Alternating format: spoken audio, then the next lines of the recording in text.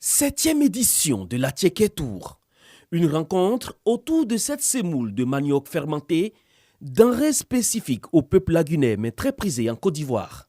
Pour l'occasion, ces experts et acteurs de la filière mènent des réflexions sur la labellisation de la Tiéké et ses perspectives de développement. Il était important que les différents peuples lagunaires, même en dehors du cadre des lagunes, parce que nous savons que la Tiéké a été labellisée sous la dénomination Tiéké des lagunes, mais la Tiéké est protégée pour toutes les régions de Côte d'Ivoire. Donc que ces chefs, même certaines coopératives, viennent pour comprendre.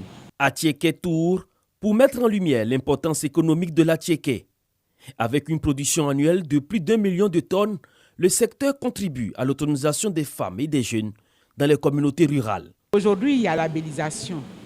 Et pour exporter et être dans le contexte de la labellisation, il faut mettre un accent sur l'hygiène, sur la propreté du matériel, de l'entourage et de tout ce qu'on fait. Compte tenu de l'utilisation non appropriée du terme tiéké dans le monde entier et qui font perdre des parts de marché à la Côte d'Ivoire, aux produits de la Côte d'Ivoire, l'État de Côte d'Ivoire a instruit que donc, le terme tiéké soit également protégé et réservé à la Côte d'Ivoire. L'OIPI et ses partenaires s'y sont engagés. Les initiateurs entendent préserver et partager l'histoire riche et variée de la Tiéké depuis sa fabrication jusqu'à nos assiettes autour de la thématique « Tous ambassadeurs de la Tiéké ».